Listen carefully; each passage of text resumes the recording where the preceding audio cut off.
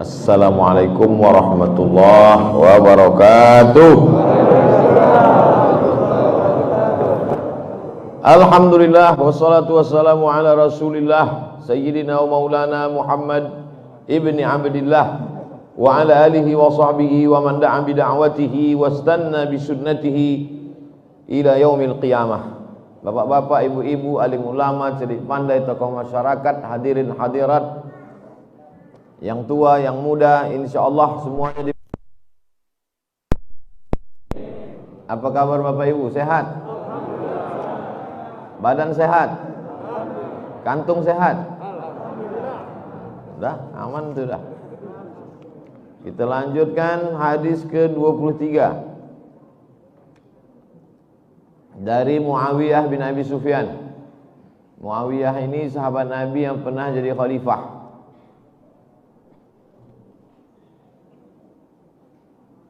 Nabi Muhammad SAW meninggal, Nabi digantikan Abu Bakar 2 tahun, Umar 5 tahun, Utsman, habis Utsman Sayyidina Ali, habis Sayyidina Ali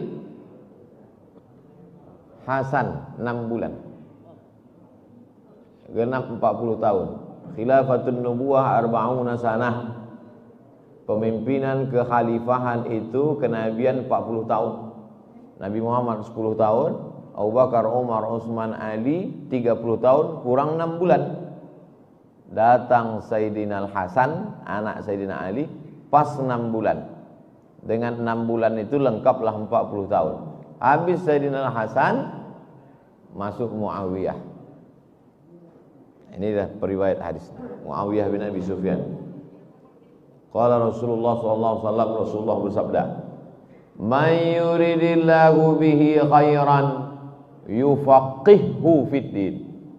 Kalau Allah ingin orang itu baik, yufaqqihhu fiddin, dipahamkannya agama. Mudah-mudahan anak cucu kita paham agama. Amin. Makanya doa Nabi untuk Sayyidina Abdullah bin Abbas, Allahumma faqihhu fiddin, pahamkan dia agama. Paham agama ini macam orang paham lalu lintas, tahu dia mana trotoar, mana jalan. Paham agama ini macam orang paham rambu-rambu, tahu dia, oh kalau ini P itu apa arti rambu-rambu P? Tak boleh parkir. Oh ini lampu merah. Kenapa kau lewat juga? Ini kan lampu udah merah. Kata polisi, belum merah kali Pak. Itu tahu tapi tak paham. Makanya di sini tak disebutnya. Kalau Allah itu Pak Ustadz, kenapa banyak orang tahu agama tapi melanggar? Bukan tahu. Dalam hadis ini bukan disebutnya tahu. Yufaqihu, paham. Sekarang banyak orang tahu agama tapi tak paham. Nilai akhlak, mata kuliah akhlak A, tapi tak berakhlak. Sama macam mana anak hafal doa masuk WC, Allahumma inni a'udzubika minal khubuthi wal khaba'is. Doa makan, Allahumma barik lana mimma razaqtana wa qina adzabannar. Doa masuk masjid, Allahumma iftah li abwaaba rahmatik. Hafal doa tapi tak pernah berdoa. Tak paham. Oleh sebab itu yang diinginkan ini paham. Mudah-mudahan kita ini bukan tahu agama tapi paham agama. Banyak sarjana agama tak paham agama. Sarjana dia agama, habis 2 sekian SKS tapi tak memahami agama. Nah, jadi yang disebut ini paham. Orang yang paham itu namanya faqih. Nama ilmunya biasa disebut fikih. Orangnya faqih. Maka di sebagian tempat disebut tuan faqih. Ada di kampung awak kan? Tuan faqih. Kalau satu orang faqih, kalau banyak fuqaha, ahli-ahli fikih. Falaula nafara min kulli firqatin minhum ta'ifatun liyatafaqahu fiddin. Jangan semuanya pergi perang. Hendaklah beberapa orang itu liyatafaqahu, memahami agama. Jangan semuanya pergi perang berjihad. Jangan semuanya pergi membawa tombak, membawa anak panah. Mesti ada 2-3 orang membawa pena dan kertas menulis. Jangan semuanya pergi berperang ke hutan. Hendaklah beberapa orang datang ke masjid belajar agama. Untuk apa? Liyatafaqahu fiddin, untuk memahami agama. Anak-anak muda ini insyaallah kalau ikut dia pengajian ini pertama tahu dulu. Sesudah tahu lama-lama paham. Saya tak maulah Pak Ustadz ikut-ikut ngaji ini nanti anak saya jadi teroris. Itu berarti ayahnya tak paham. Masa pula khawatir anak ikut pengajian? Ada orang tua sekarang lebih khawatir anaknya ikut mengaji daripada anaknya dugem. Saya kalau anak saya di diskotik gak apa-apa Pak Ustadz, tapi kalau anak saya ikut pengajian khawatir saya Pak Ustadz. Dia tahu agama, setelah tahu belajar lama-lama paham. Apa beda tahu sama paham? Tahu sekedar tahu aja. Ada razia dekat Leton, tahu dia. Tapi kalau dia paham, dipakainya helm, dibawanya SIM, pakai kaca spion, itu paham namanya. Sekarang ini banyak orang sekedar tahu tapi tak paham. Tapi masih lumayan lah daripada tak tahu sama sekali. Oleh sebab itu dia awalnya tahu, lama-lama paham. Ustaz Abdul Somad ini rupanya udah paham betul agama nih. Masih lagi belajar memahami agama. Makanya kalau ada anak kecil, doakan dia macam Nabi mendoakan Abdullah bin Abbas. Allahumma faqihhu fiddin wa 'allimhu ta'wil.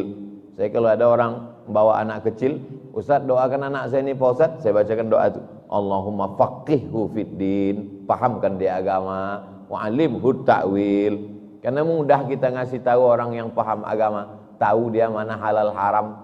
Kalau kata orang Melayu, tahu dia mana masak mantah. Kalau orang sudah tak paham agama, susah kita.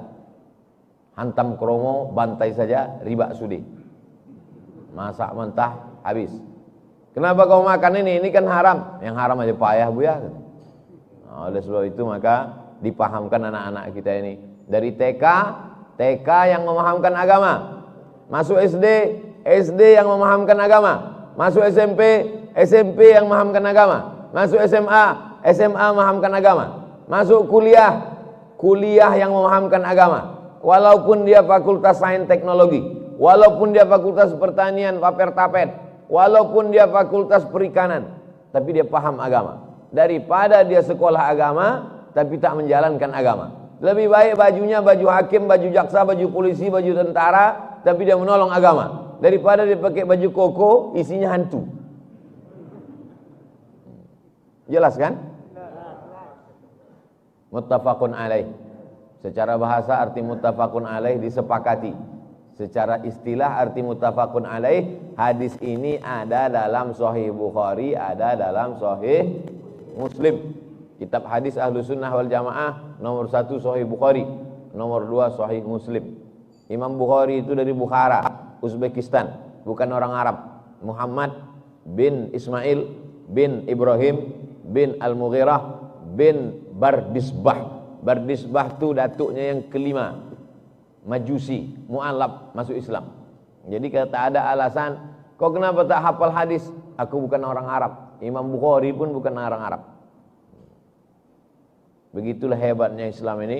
Islam ini datang, kitab-kitabnya ditulis bukan oleh orang Arab, bukan oleh keturunan Rasulullah SAW, tapi disebarkan, dibiarkan bermacam ragam ulama. Jadi tidak ada alasan anak kita khawatir, anak kita takut, kita ini bukan orang Arab, kita ini orang Indonesia, kita ini orang Melayu, kita ini orang Jawa, kita ini orang Sunda, kita ini orang Minang, kita ini orang Batak. Kullukum min Adam, semua kamu dari Adam. Wa Adam min turab, Adam dari tanah. Siapa yang paling mulia di antara kita ini? Inna akramakum indallahi atqakum. Kalau pemimpin itu paham agama, maka dibawanya umat ini kepada agama. Kalau kepala rumah tangga itu paham agama, maka dibawanya untuk memahami agama. Kalau dosen itu paham agama, maka tak akan dibiarkannya azan bersaut-sautan, dia menjelaskan juga lagi di kelas. Dibawanya lah anak-anak muda ini ke agama. Kalau Pak RT itu paham agama, 17 Agustus tidaklah lagi dibawanya keyboard tunggal sampai jam 1 malam, sampai tak sembahyang subuh, sampai imam pun tak sembahyang subuh. Parah itu. Oleh sebab itu yufaqihu fiddin, Kalau Allah ingin orang itu baik, paham agama. Kalau Allah ingin daerah itu baik, RT-nya paham agama. Kalau Allah ingin kampung itu baik, Pak Kadesnya paham agama. Kalau Allah ingin kota itu baik, Pak Walinya paham agama. Kalau Allah ingin, nah, teruslah ke atas. Ini sebut-sebut tersinggung pula. Dah, kita lanjutkan ke 24. Sampai ke berapa nih Ustaz? Sampai masuk waktu syuruk, salat sunat isyraq 2 rakaat. Habis itu kita tanya jawab. Habis itu sarapan pagi bersama di rumah masing-masing.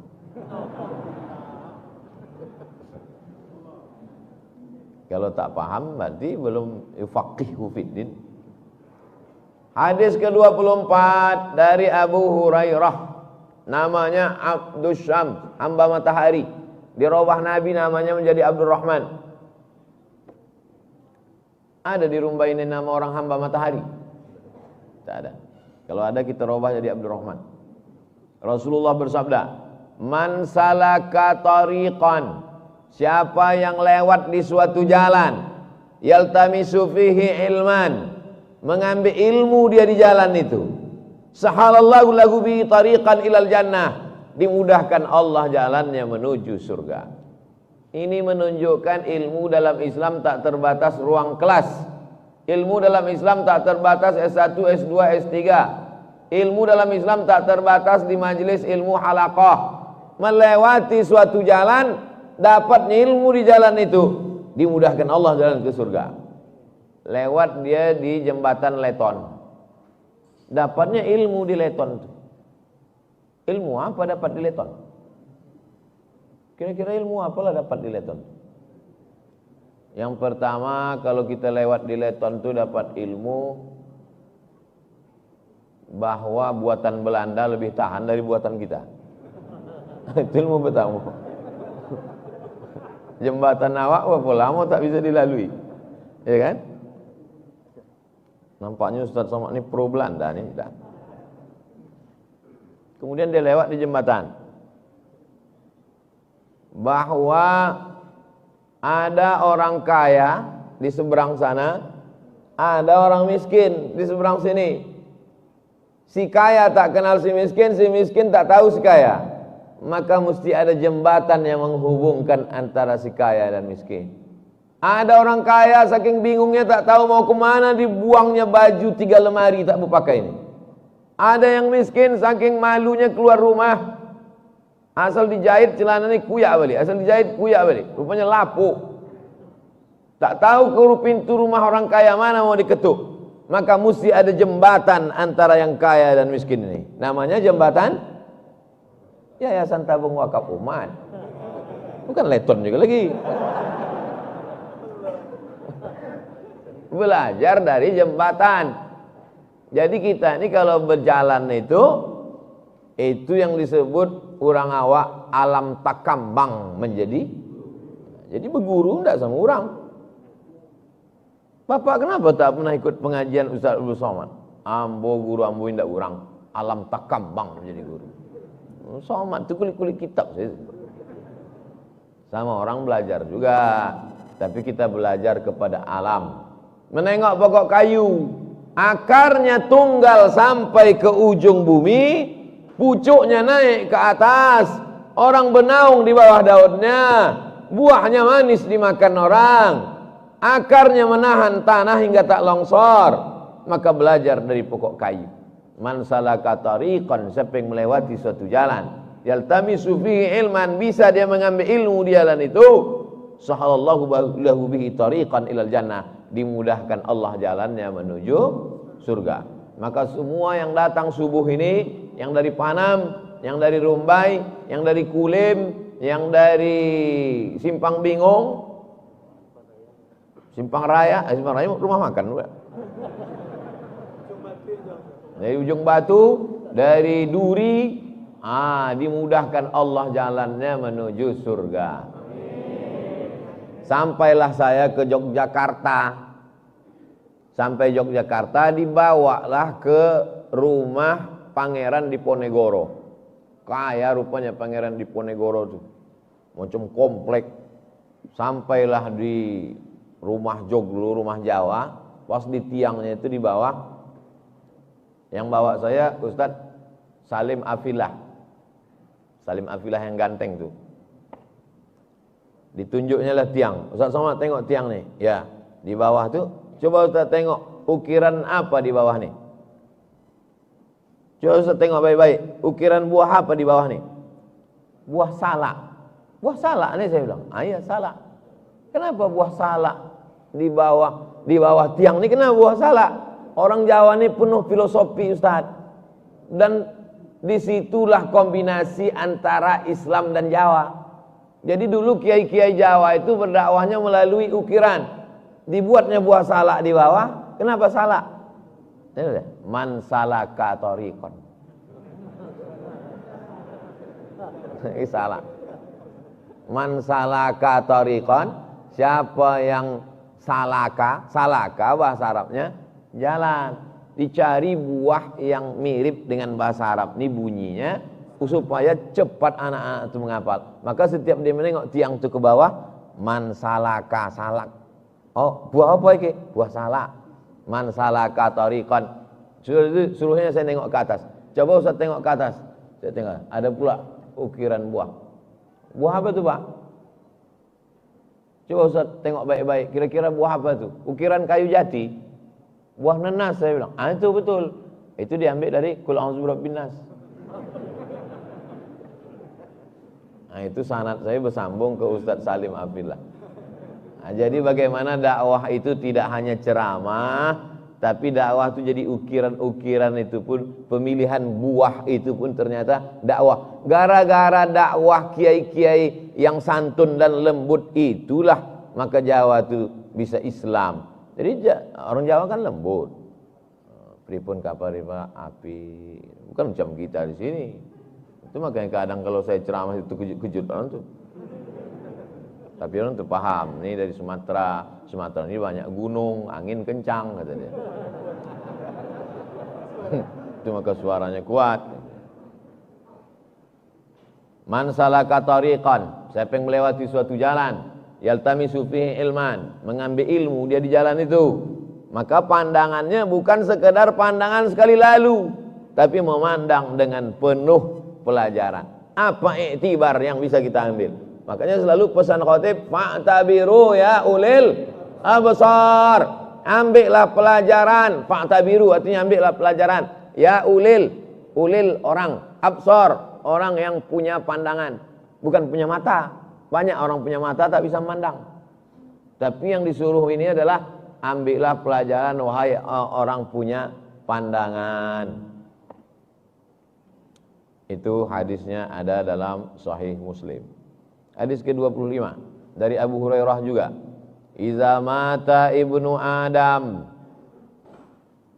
Kalau dalam Sahih Muslim bukan begini bunyi hadisnya. Iza matal insan. Yang ada dalam Sahih Muslim, iza matal insan. Insan itu sama dengan ibnu Adam. Tapi ibnu Adam itu lafaz dalam Sahih Muslim insan. Jadi kalau mau meriwayatkan ini iza matal insan. Kenapa orang di belakang ini tak berhenti-berhenti ceramah dari tadi? Iza mata ibnu Adam. Kalau anak Adam mati, kita ini anak Adam atau tidak? Anak Adam kan? Enggak Pak Ustaz, ayah saya Sufyan. Maksudnya anak cucu cicit keturunan Adam. Itu maksudnya.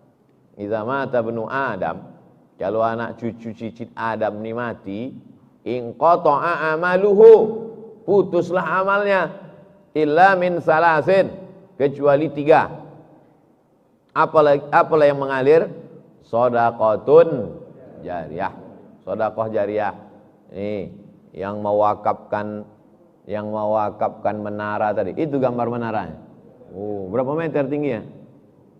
23. Kalau di Rokan Hulu itu 99, maka disebut menara 99. Waktu saya pertama naik ke atas, kata Pak Ucok Parlaungan Siregar, Ustadz naik nanti ke atas, nampak rumah Ustadz di Panam. Naiklah saya ke atas. Pas naik saya ke atas, tengok nampak pucuk-pucuk gotah. Saya bilang, kata Pak Ucok, nampak rumah di Panap. Menengoknya pakai mata hati. Besok dikerja ya. Shadaqatun jariyah. Itu yang mewakafkan semen, yang mewakafkan batu, yang mewakafkan kerikil, yang mewakafkan kubah menara itu. Setiap hari dikumandangkan azan 5 waktu, mengalirlah pahalanya ke makam dia sampai hari kiamat. Termasuklah yang memencetkan tombol tadi.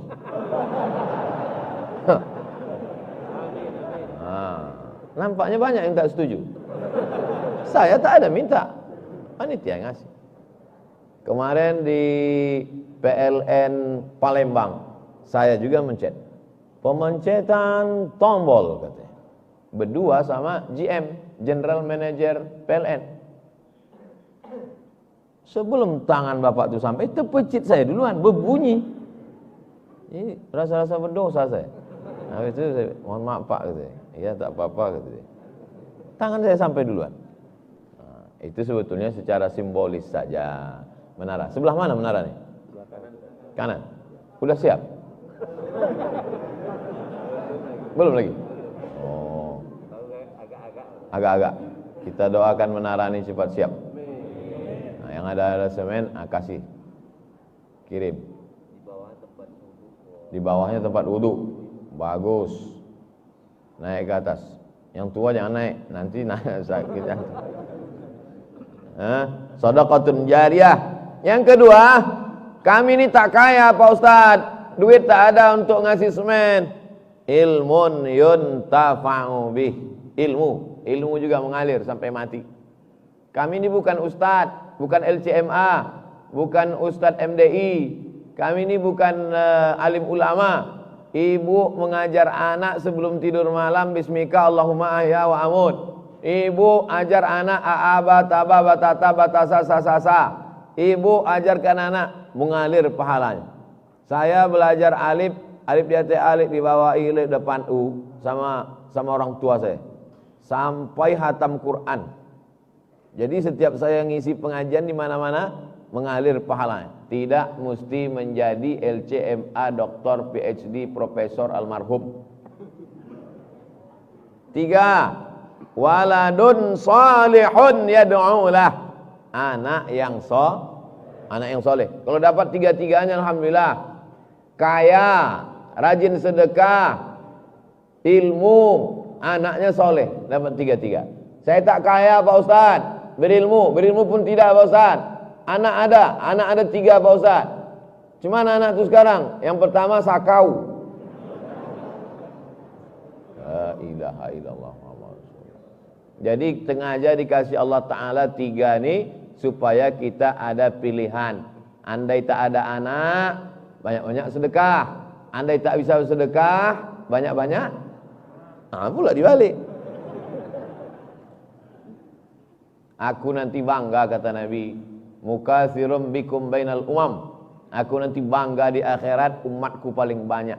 Tazawwajul alwadud. Nikahilah perempuan yang subur-subur, karena aku bangga. Akhirnya Indonesia, bupati-bupati, gubernur-gubernur yang berhasil menjalankan program KB dapat penghargaan BKKBN karena dapat program mempersikit-sikit anak. Dapat penghargaan lah. Sekarang barulah tahu, rupanya Cina penduduknya 1 miliar. Sekarang orang Rusia kalau mau dia punya anak, dikasih dia Jerman dibiayai sampai S3. Orang Rusia dikasih kemudahan-kemudahan. Saking apa?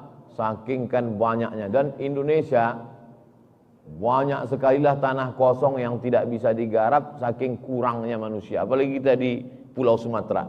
Kalau itu Jawa Timur, Jawa Barat, Jawa Tengah, penduduknya itu 30 juta, 40 juta. Kita dikumpulkan orang dari ujung Aceh sampai ke Lampung, itu tak sampai satu provinsi, Jawa Timur, Jawa Tengah, Jawa Barat. Orang tuh bersinnya lahir anak.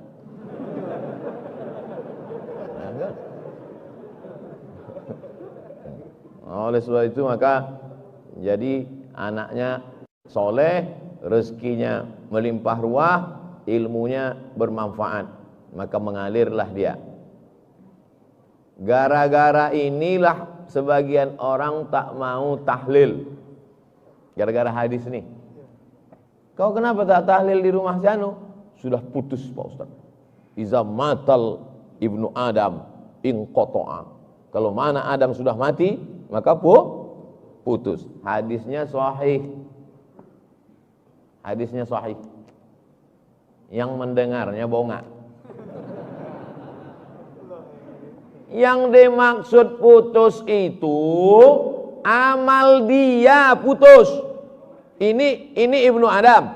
Iza mata ibnu Adam, kalau mati si anak Adam nih, amal si anak Adam nih putus. Bukan amal orang kepada dia. Nampak? Itulah bahayanya membaca hadis diterjemahkan sendiri, baca sendiri. Iza mata ibnu Adam, kalau mati anak Adam, inqata'a, maka putus. Amal orang mati itu putus. Putus maksudnya di situ dia tak bisa lagi sembahyang. Orang meninggal bisa sembahyang? Saya tanya sekali lagi. Orang meninggal bisa sembahyang? Saya tanya sekali lagi, yang ketiga kali. Orang meninggal bisa sembahyang? Tidak. Waktu Nabi SAW Isra Mi'raj, nampaknya Nabi Musa sembahyang di kuburnya. Sekarang saya tanya, orang meninggal bisa sembahyang? Hadis sahih tentang Isra Mi'raj. Nabi-nabi beribadah di kuburnya. Lalu yang putus itu apa? Yang putus itu amal taklifi. Amal taklifi itu salat wajib, puasa wajib. Yang wajib itulah yang putus. Adapun orang mati beramal, itu dalil hadis Isra Mi'raj bahwa orang mati salat di kuburnya. Yang putus itu maksudnya amal taklifi. Amal taklifi itu apa? Kewajiban. Jadi kalau ada di antara jamaah ini yang merasa berat melaksanakan kewajiban ini, matilah.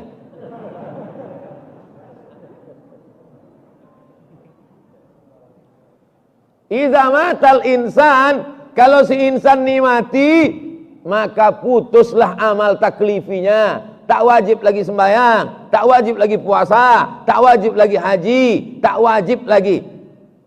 Itu maksudnya. Bukan amalnya putus. Kalaulah amal manusia itu putus sesudah mati, maka tak ada sholat jenazah. Sholat jenazah itu kan amal orang hidup untuk orang mati. Baca Fatihah tak sampai untuk orang mati. Takbir sholat jenazah berapa kali? 4 kali. Takbir yang pertama, Allahu Akbar. Apa dibaca? Sampai tak untuk orang mati? Kalau tak sampai, tak usahlah baca. Allahu Akbar. Fatihah tak sampai. Sampai untuk orang mati. Nah, ini hadis ini dipahami baik-baik. Jadi kalau ada orang tak mau ikut baca doa untuk orang mati, gara-gara hadis ini, tak mau membaca Yasin, gara-gara kata dia udah putus, kau yang putus. Putus kabel tuh. Tak paham dia. Itulah makanya perlunya paham agama. Kalau orang paham agama, walaupun dia tak setuju, dia tidak akan memicu konflik perkelahian.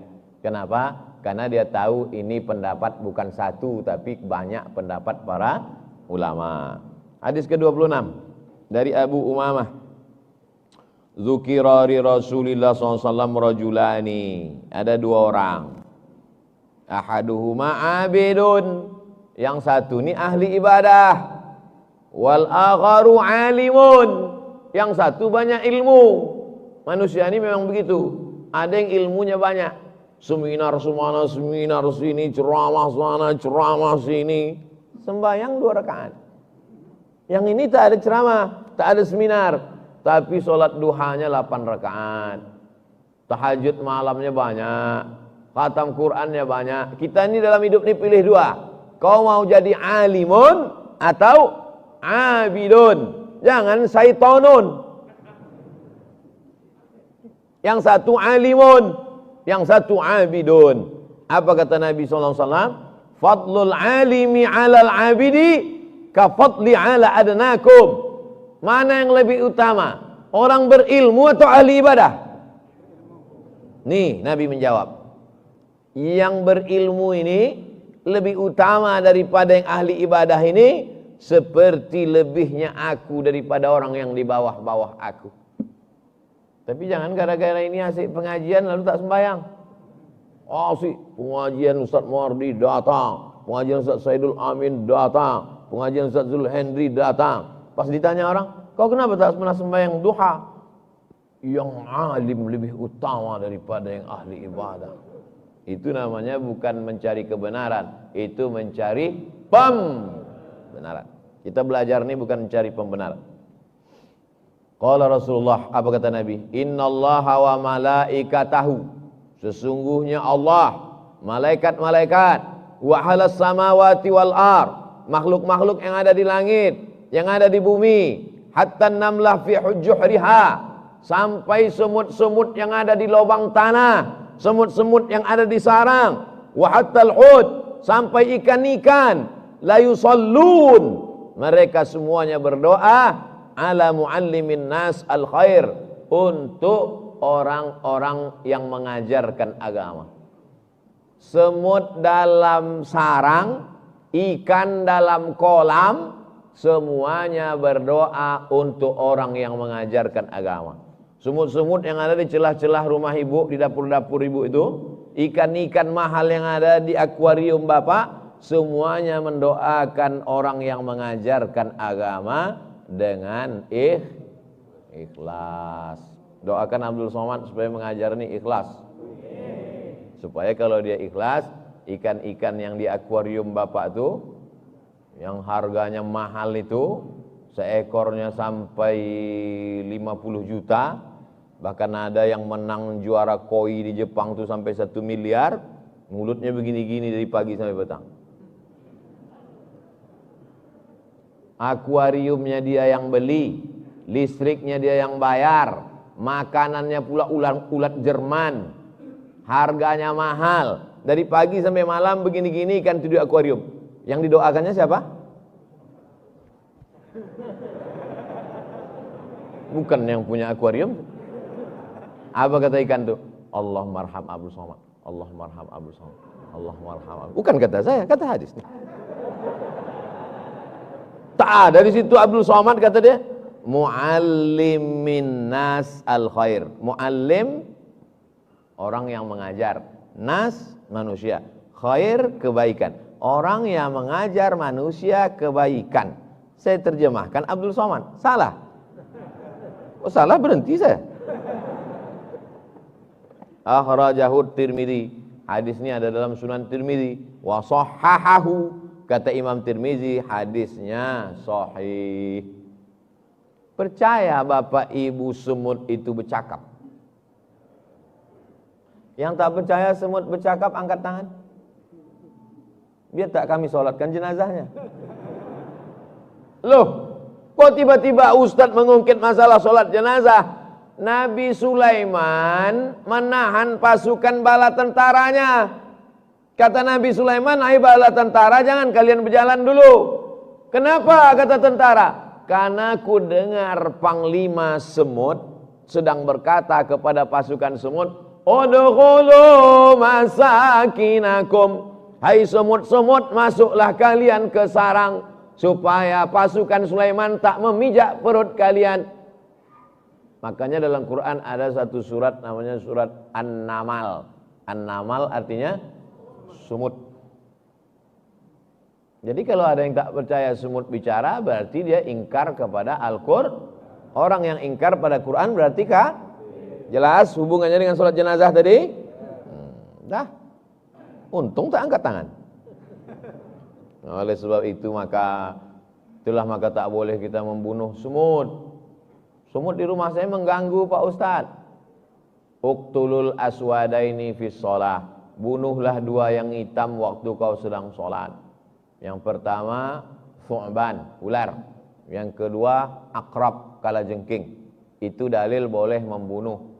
Gimana ya Ustaz nih? Tadi katanya tak boleh membunuh, sekarang katanya boleh membunuh.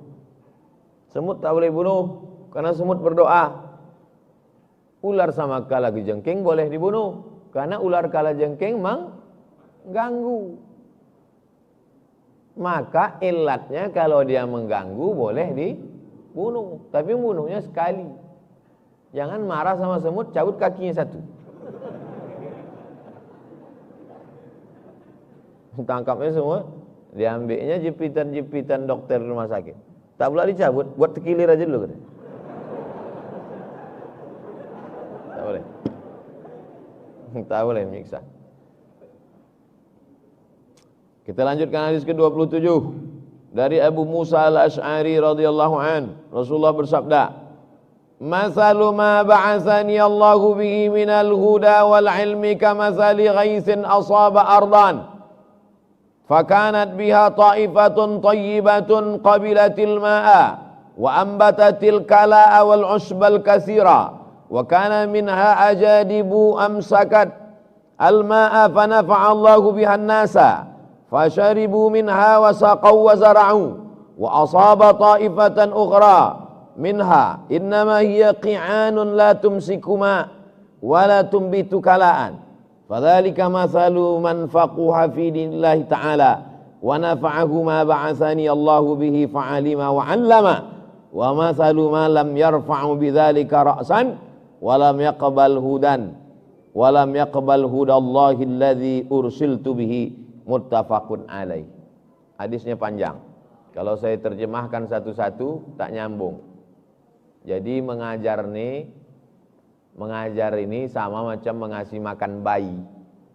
Diambilkan itu pisang, dikunyah-kunyah. Sudah kunyah halus, baru suapkan ke mulut dia. Jangan dikupas kasih pisang, mati dia. Begitulah mengajar nih. Baca, pahami baik. Pahami baik maknanya. Kata Nabi, aku diutus nih macam hujan turun.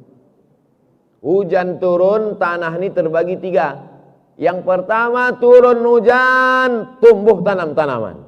Yang kedua turun hujan, tanaman tak tumbuh, tapi airnya tergenang, bisa orang minum. Yang ketiga turun hujan, tumbuh tidak, tergenang pun tidak. Begitulah perumpamaan manusia menerima Islam yang dibawa oleh Nabi Muhammad sallallahu alaihi wasallam. Tiga. Kita yang ramah ini Bapak Ibu terbagi tiga kita ini.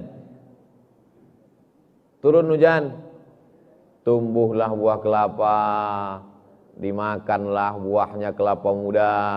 Setelah tua diperas santannya jadi gula jadi rendang. Karena selalu dimakan kurang olahraga, naiklah jantung koroner. Tumbuhlah tebu, diolahlah oleh pabrik tebu jadi gula. Dimakanlah gula tadi dalam kue, dibuatlah teh manis, dibuatlah teh susu, kopi. Bermanfaat apa tak manfaat? Manfaat. Ini yang pertama. Turun hujan, tumbuh tanam-tanaman, dimakan manusia. Yang kedua, ada lagi jenisnya batu. Tak ada yang tumbuh di atas, tapi dia bisa menahan air. Turun air, diminum orang. Ikan-ikan hidup. Jenis yang ketiga. Inilah yang ketiga. Tanaman tak tumbuh, air tak tertahan. Gurun pasir. Turun air, air tak tertahan, tanaman tak tumbuh. Hilang begitu saja. Begitu jugalah ceramah subuh ini. Macam turun air sekarang. Ada di antara bapak, ibu, anak-anak muda ini yang ingat. Pulang dia ke rumah, ditulisnya jadi update status, dibuatnya dari vlog pendek, disebarkannya. Itulah dia macam pokok kayu yang bisa dinikmati. Tapi ada pula dia tak pandai bercakap, dia tak pandai menulis, tapi untuk diri dia saja diamalkannya. Yang nomor 3 tak ada di sini. Air tak ditahan, tumbuh pun tidak, apa pun tak dapat. Begitulah perumpamaan datangnya Nabi Muhammad sallallahu alaihi wasallam. dari 3 penjelasan tadi bisa dipahami? Saya dulu kalau mengajar 3 kali saya ulang. Tapi sejak ada YouTube nih tak saya ulang 3 kali, sekali aja. Kalau jamaah mau ulang 3 kali, tinggal video saja diulang 3 kali. Dengar, ulang 3 kali. Nabi datang seperti turun hujan. Ada yang menumbuhkan tanaman-tanamannya berbuah dimakan orang. Ada pula tanah itu yang tak menumbuhkan tanaman, tapi bisa menahan air. Orang minum bermanfaat juga. Yang ketiga yang celaka, tak menumbuhkan apa-apa, tak bisa menahan air, habis tak bermanfaat. Nabi Muhammad datang, dia tak dapat manfaat apapun. Mudah-mudahan kita jadi 2 tadi. Kalau tak bisa menumbuhkan, paling tidak bisa menahan air, orang bisa minum dari telaga itu insyaallah. Amin. Ya rabbal alamin. Hadis ke-28 dari sahabat Nabi namanya Abdullah bin Mas'ud radhiyallahu anhu. Sami'tu Rasulullah SAW, aku mendengar Nabi bersabda, Naddarallahu mura'an, Allah memberikan cahaya kepada orang, sami'a minna syai'an, dia mendengar hadis dari kami, faballaghahu, hadis itu disampaikannya, kama sami'ahu, sebagaimana dia dengar disampaikannya. Farubba muballaghin aw'a min sami'in, berapa banyak orang yang menerima lebih paham daripada yang mendengar. Berapa banyak orang yang menerima lebih paham dari yang mendengar. Saya menyampaikan hadis, ada adik-adik mahasiswa dari UIN, dari Unilak, dari UIR mendengar. Habis itu pulang dia ke kosannya, disampaikannya hadis itu. Yang mendengar ini jangan angkuh, jangan sombong dulu. Karena boleh jadi yang mendengar di kampus sana mubalagh, yang menerima lebih paham daripada yang mendengar. Intinya yang mendengar jangan sombong, jangan angkuh. Aku yang mendengar langsung, iya, tapi kau tak paham. Karena paham ini datangnya kan dari Allah Subhanahu wa taala. Ada yang dibukakan Allah pintu hati orang, sekali baca, 2 kali baca paham. Oleh sebab itu maka yang menghalangi kita dari ilmu ini diantaranya adalah sombong, angkuh. Tapi kalau orang direndahkan hatinya, tawadhu, dibukakan Allah Ta'ala pintu hatinya. Allah memberikan cahaya kepada orang yang mendengar hadis, lalu didengarnya baik-baik, disampaikannya, balighu anni walau ayah, sampaikanlah walaupun 1 ayat. 1 ayat yang bisa kau sampaikan, sampaikan. Tak bisa menyampaikan 1 ayat, setengah ayat. Tak bisa menyampaikan setengah ayat, 1/4 ayat. Tak bisa menyampaikan banyak, sikit. Ma la yudraku kulluh, la yutraku kulluh. Kalau tak bisa semua, jangan tinggalkan semua.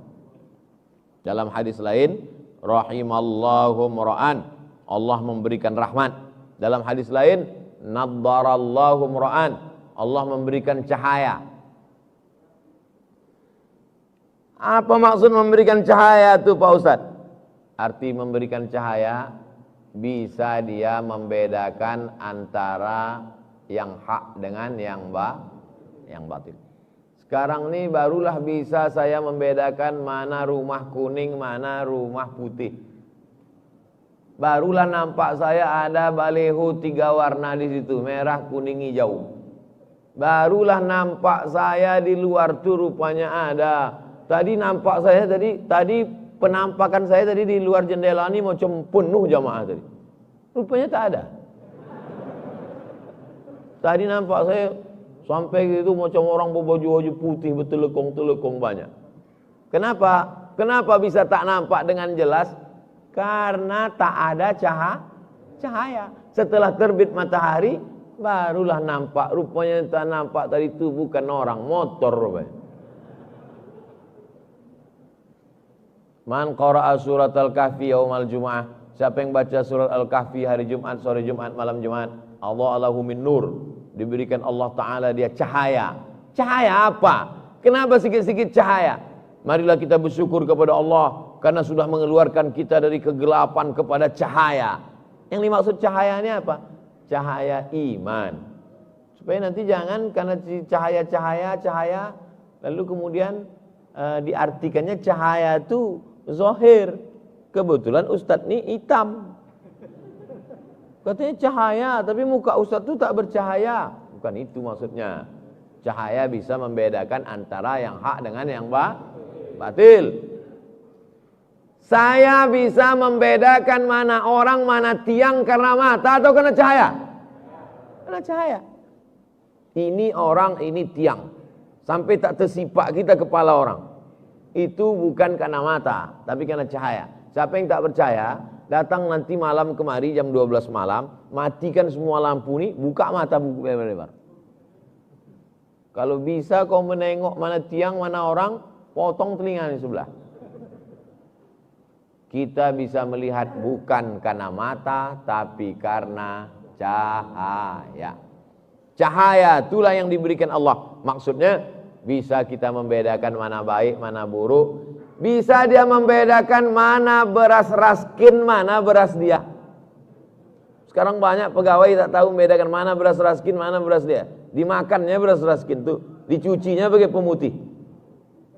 Bisa dia membedakan mana duit dia, mana duit orang.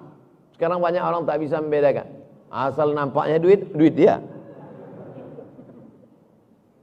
Itu orang tak dapat cahaya. Habis waktu. Oh, cepat waktu habis di masjid Baitul Mu'tamar. Masya Allah. Habis hadis yang ke-28. Nanti pertemuan berikutnya masjid mana kita buat? Syuhada Damai Langgeng. Pertemuan berikutnya Masjid Syuhada Damai Langgeng. Kita kaji hadis nomor 29. Subuh ni kita kaji 23, 24, 25, 26, 27, 28, 6 hadis. Padahal dulu waktu di Akramun Nas, di Al-Falah, di An-Nur, satu subuh, satu hadis. Sekarang satu subuh, 6 hadis. Hebat dulu apa sekarang? Hebat sekarang lah. Tak ada hebat. Yang hebat adalah yang mengamalkan. Yang hebat adalah yang istiqomah. 3. Berjamaah, istiqomah, husnul khatimah. Mudah-mudahan kita berjamaah, istiqomah, husnul khatimah. Baik, kita sholat sunat isyraq 2 rakaat. Habis itu kita menjawab pertanyaan. Saya mau membeli sepeda motor dengan cara kredit. Sudah saya coba ke beberapa lembaga syariah, tapi tidak jebol. Setelah itu ada tawaran dari bank konvensional. Kemudian saya coba ajukan dan akhirnya jebol. Apa hukumnya saya minjam duit di bank konvensional? Hukumnya riba. Meminjam duit di bank konvensional hukumnya riba. Beralihlah ke bank syariah. Kenapa bank syariah tak mau mengasih? Padahal ini dia sudah mengajukan ke bank syariah. Jadi di antara pengurus Yayasan Tabung Wakaf Umat ini ada salah seorangnya bekerja di bank syariah, Bank Riau Kepri Syariah, Ustadz Noki Syafriadi LCMA. Jadi nanti yang terkait dengan ekonomi syariah, murabahah, permodalan syariah, mudharabah bagi hasil, datang ke Ustadz Al-Nob biar dilingkan ke Ustadz Noki Syafriadi dari Bank Riau Kepri Syariah. Ini barang udah jadi, tak bisa lagi dibalikkan, duit udah dipakai untuk yang akan datang. Yang lalu sudah berlalu, apa boleh buat, jangan diulang sekali lagi. Saya pinjamkan uang pada orang beberapa tahun yang lalu, dihitung harga emas yang dipinjamkan uang, tapi ditaksir waktu membayarnya emas. Apakah itu menjadi riba? Tidak, karena kita kalau pinjam duit pakai rupiah, rupiah ini kena inflasi, kena resesi ekonomi, akhirnya nilai rupiah ini jatuh. Maka nilai yang stabil adalah emas. Oleh sebab itu maka harga kambing dari zaman Nabi sampai zaman sekarang tak berubah kalau pakai emas, tapi kalau pakai rupiah berubah. Oleh sebab itu kalau ada orang minjam uang 100.000 tahun 80, dipinjamnya 100.000, dibayar tahun 2020, mau tak bapak dibayar 100.000 rupiah? Kalau saya tak mau, pakai harga emas. Jadi hitung 100.000 tahun 80 itu berapa gram emas? Nah, bayar sekarang. Jadi kalau waktu itu 100.000 itu dapat 10 gram emas, maka sekarang bayarnya mesti dengan emas. Bertambah nilainya tidak riba, karena duit kertas itu nilai emas yang ada pada satu daerah, satu negeri. Kalau itu bayarnya pakai nilai emas. Zaman Nabi duit cuma dua, dinar duit emas, dirham duit perak. 3. Gimana caranya membayar hutang puasa Ramadan tahun kemarin?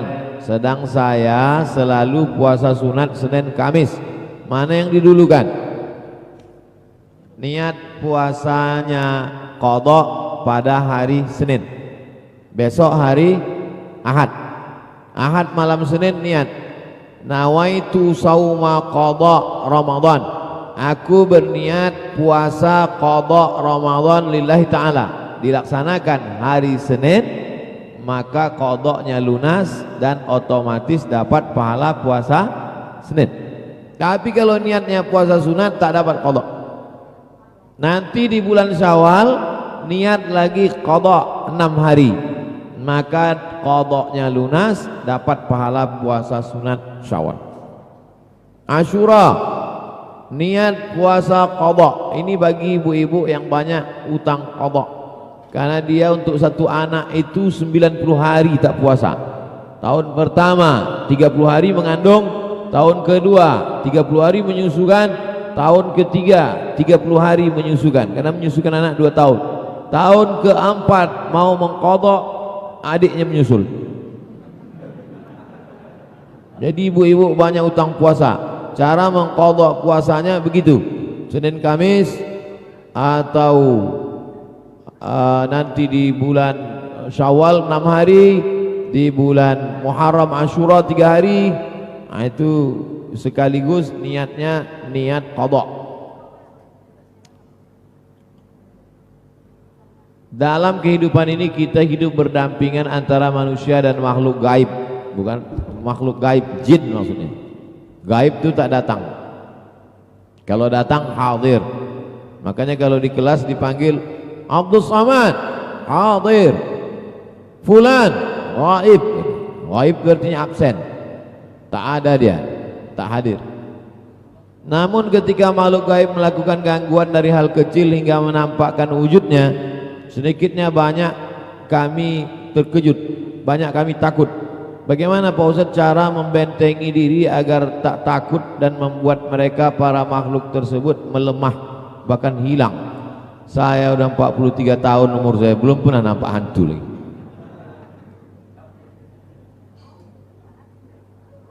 Jadi kalau ada orang bilang nampak hantu, mungkin orang kalau terlalu ketakutan menengok pucuk pisang macam hantu. Tapi bahwa ada jin menampakkan dirinya ke sahabat Nabi, ada dalam riwayat. Dinampakkannya dirinya, datang sahabat Nabi, dipukulnya pakai tongkat. Ada jin pernah menampakkan diri pada Abu Hurairah mencuri kurma, ditangkap oleh Abu Hurairah. Kata dia, Abu Hurairah janganlah tangkap aku, karena tak sampai nisabnya. Mencuri itu nisabnya rubu' dinar, 1/4 dinar baru potong tangan. Kalau di bawah itu tak potong tangan, karena tak sampai nisab itu tak dibawa Nabi, tak dibawa Abu Hurairah. Jadi bahwa jin pernah tertangkap, ya. Bahwa jin itu ada, ya. Oleh sebab itu maka kita disuruh membaca al-ma'surat. Al-ma'surat doa pagi petang, habis subuh sekali, habis asar atau habis maghrib atau habis isya atau mau tidur malam sekali. Namanya azkar sobah wal masa. Sobah pagi, masak petang, doa pagi petang. Banyak buku, termasuk buku 40 hadis-hadis pilihan tuh isinya doa pagi petang. Sependek-pendek doa pagi petang, Fatihah sekali, Qul huwallah 3 kali, Qul bil falaq sekali, pangkal Al-Baqarah sampai ayat 6, ayat kursi, ujung Al-Baqarah 3 ayat. Bismillahilladzi la yadurru ma'asmi syai'un fil ardi wala fis sama'. A'udzu bikalimatillahi tammati min kulli syaitani wa hamati wa min kulli ainil lammah. Nah, ini yang diajarkan Nabi untuk benteng kita supaya tak diganggu jin, hantu, setan, sundel bolong, gondoruo, mak lampir, begu ganjang, tuyul dan lain sebagainya. Suster ngesot, Dracula, jembalang tanah. Suami punya harta pemberian orang tuanya. Suami punya harta pemberian orang tuanya. Hibah itu maksudnya. Apakah ada hak istri di sana? Ya. Kalau bapak itu mati, tunggu dia mati. Kalian anak muda, kalian dapat dari ayah kalian, dapat kebun durian sejauh mata memandang, dapat kos-kosan 100 pintu, dapat mobil Ferrari 2. Kemudian kalian punya bini. Apakah bini kalian itu punya hak terhadap harta itu? Iya. Asal mati kalian dapat ya. Pokoknya walakum fa in kana lakum waladun falahunna sumun. Kalau tak ada anak selama nikah itu kalian tak ada anak, maka bini kalian itu dapat 1/4. Tapi kalau ada anak dapat 1/8. Nah, jadi ibu hitung-hitunglah dari sekarang.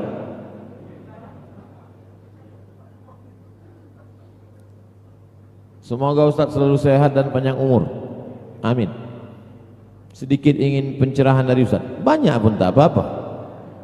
Bagaimana pendapat Ustadz orang yang rajin ibadah tapi suka menonton video porno? Ini namanya STMJ, sholat terus maksiat jalan. Man sholatuhu lam tanhahu anil fahsya wal munkar falam yazad illa bu'dan. Siapa yang sholatnya tidak mencegahnya dari perbuatan keji dan mungkar, maka dia makin jauh dari Allah. Semua ibadah ini ada visi misi, ada target, ada yang mau dicapai. Puasa itu apa targetnya? Ya ayyuhalladzina amanu kutiba alaikumus syiyamu kama kutiba alal ladzina min qablikum la'allakum tattaqun. Salat itu apa targetnya? Inna sholata tanha 'anil fahsya wa munkar. Haji itu apa targetnya? Fala rafasa wala fusuqa wala jidala fil hajj. Jadi target dari semua ibadah ini adalah kurban. Apa targetnya? La yanalallahu luhumuha wala dima'uha walakin yanaluhut taqwa. Khutbah Jumat, apa target dari khutbah Jumat itu? Usikum wa nafsi. Itu target dari semua ibadah. Jadi sama macam orang diet. Saya kenapa gagal diet saya ini Pak Ustadz? Cuman kau diet? Saya tahan makan dari pagi, sarapan tidak, makan siang tidak. Terus kalau saya berhasil sampai tenggelam matahari, saya hadiah 3 piring malam. Aturlah tak berhasil. Insya Allah November 2020 saya akan menikah. Namun dalam prosesnya banyak sekali kendala antara kedua belah keluarga. Apa tandanya Allah ridha dengan rencana pernikahan saya ini Pak Ustadz?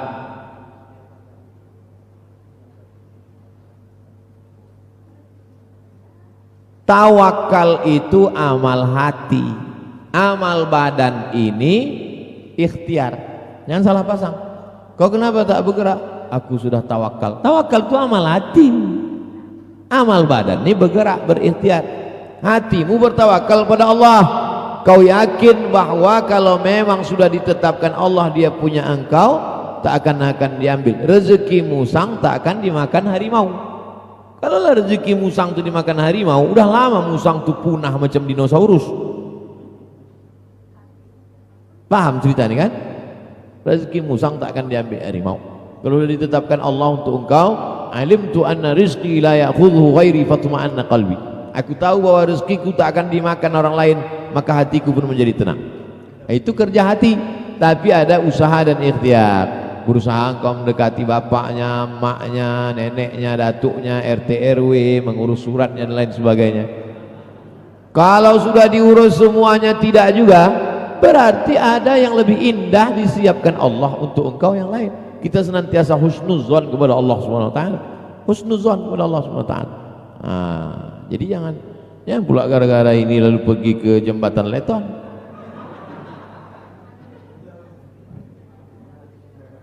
Alhamdulillah 1 bulan ini kami berzikir dan berdoa jahar. Subhanallah, subhanallah, subhanallah, subhanallah. Lalu kemudian kami berdoa bersama. Allahumma inna nas'aluka salamatan fid din. Bagaimana hukumnya kalau ada di antara jamaah ada yang tak mau mengangkat tangan? Waktu doa itu tak mau dia mengangkat tangan.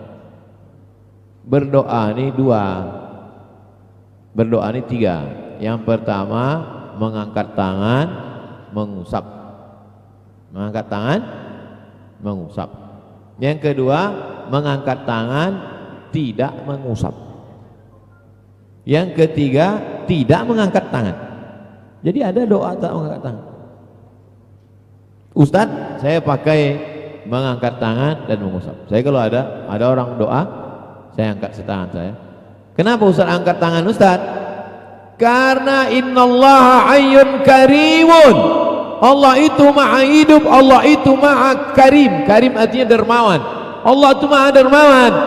Innallaha yastahyi, Allah malu melihat tangan yang diangkat ayyaruddahuma sifran. Ketika tangan itu diangkat lalu balik dalam keadaan sifran, zero. Allah malu menengok tangan yang diangkat turun dalam keadaan kosong. Maka kalau saya tengok ada orang berdoa, saya angkat tangan saya karena pasti diisi Allah, takkan mungkin kosong dari rahmat Allah Ta'ala. Dia tadi tak mau ngangkat, tak mau dia. Padahal rahmat itu sedang diturunkan Allah, dia tak mau. Itu mazhab dia, mana pula bisa kita paksa kan? Bukan bisa kita tunjukkan, itu rahmat itu turun, nampak. Bukan macam rahmat laki ibu yang bisa ditengok. Innama anta munzir, kau hanya bisa menyampaikan. Lasta alaihim bimusaitir, kau tak bisa paksa orang lain. Ini tentang mengangkat tangan. Kenapa disapukan ke muka? Karena ingin mendapatkan barokah. Itu kadang orang habis bersalaman diciumnya tangan, cium tangan untuk mendapatkan barokah. Imam Ahmad bin Hambal mengusapkan tangannya ke mimbar tempat Nabi khutbah, pegangnya ke mimbar. Aslinya tangan Nabi itu dicium. Tak bisa mencium tangan Nabi, tapak tangan yang menyentuh itu cium. Tak bisa mencium tapak tangan yang pernah menyentuh tangan Nabi. Aslinya Hajar Aswad itu dicium. Tak bisa dicium, Hajar Aswad itu dipegang tangannya. Dia barokah. Dia tak mau. Macam mana kita maksa? Takkan kita buat perang panjang sih buat tidak. Radikal. Itu tentang di luar sembahyang. Nah, bagaimana dengan kunut? Adapun tentang masalah kunut, maka datanglah orang bertanya kepada Imam Ahmad bin Hambal. Imam Ahmad bin Hambal mazhab Hambali tidak ada kunut subuh. Imam Muhammad bin Idris Syafi'i, Imam Syafi'i kunut subuh.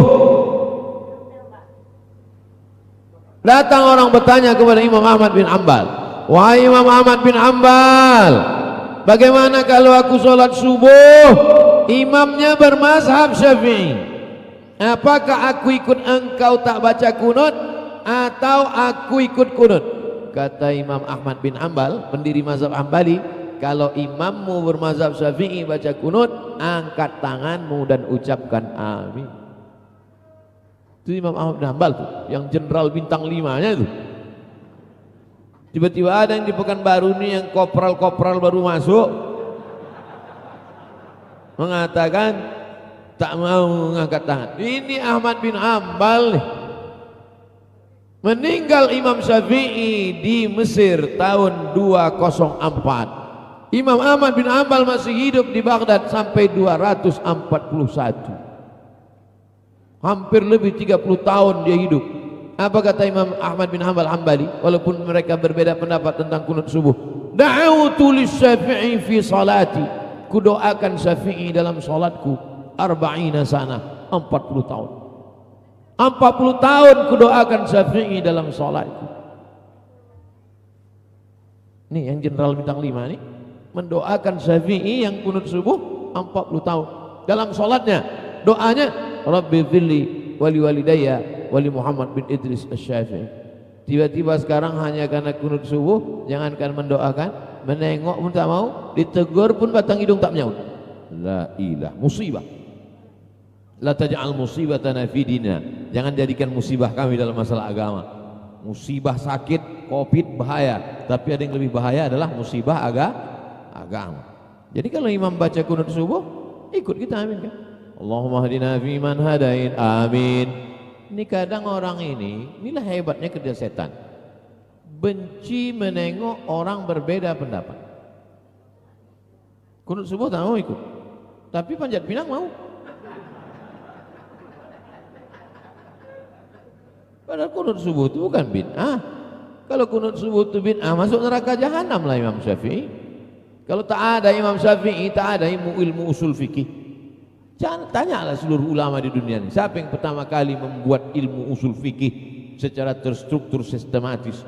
Imam Syafi'i, Muhammad bin Idris Asy-Syafi'i. Apa kata Imam Ahmad bin Hanbal? Kalau tak ada Syafi'i, tak tahu kami mana hadis am, mana hadis khas, mana muqayyad, mana mutlaq. Kata Imam Ahmad bin Hanbal. Maka Imam Syafi'i itu bergelar Nasirus Sunnah, penolong sunnah. Karena sebelum itu lemah, maka datanglah dia menguatkan sunnah-sunnah Rasulullah sallallahu alaihi wasallam. Saya seorang mahasiswa tinggal di masjid. Di lingkungan masjid banyak remaja masyarakat yang tak mau mengaji dan tak menutup aurat. Bagaimana cara saya mengajak masyarakat untuk mengaji dan menutup aurat agar terkesan tidak menggurui Pak Ustadz? Putar aja kajian saya tiap sore di masjid itu. Carikan yang saya tentang. Kan banyak udah dipotong-potong mahasiswa kan.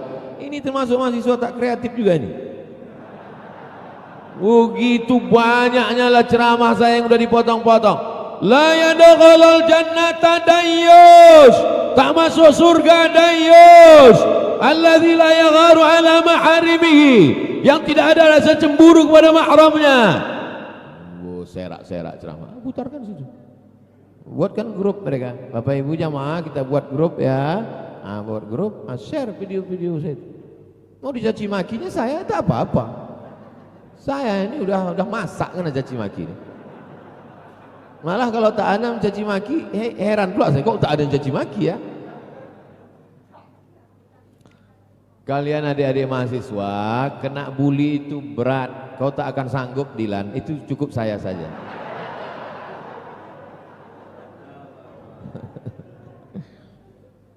Pertama Ananda Zahra, mana Zahra? Maju ke depan sini. Yang kedua Azra, datang dari jam 4 subuh tadi dari Okura. Jauh nih, dekat Tokyo. Mana? Dua orang maju ke depan. Mana satu lagi? Kaila Zulfi. Kaila Zulfi ini dia janji, ibunya janji kalau hafal 5 juz ditemukan dengan Ustaz Somad. Sekarang sudah 6 juz, belum juga ketemu. Silakan Kaila maju. Dah, maju sini. Nilainya akan jadi kepala ketua Dharma Wanita Pekanbaru. Jadi ketua Dharma Wanita Provinsi Riau. Oh, Masya Allah. Alhamdulillah selama saya pengajian keliling-keliling, anak-anak banyak maju. Belum ada anak gadis lagi.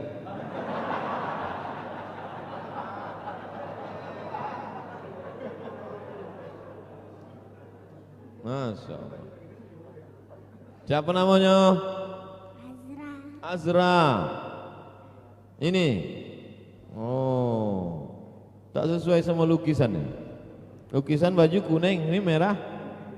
Ini siapa namanya? Salma. Oh ini. Ini? Zahra. Mana satu lagi ya? Oh ini Kaila. Hafal 6 juz. Masya Allah. A'udzu billahi minasy syaithanir rajim. إن الله لا يستحي أن يضرب مثلا ما بعوضة فما فوقها فأما الذين آمنوا فيعلمون أنه الحق من ربهم وأما الذين كفروا فيقولون ماذا أراد الله بهذا مثلا يضل به كثيرا ويهدي به كثيرا وما يضل به إلا الفاسقين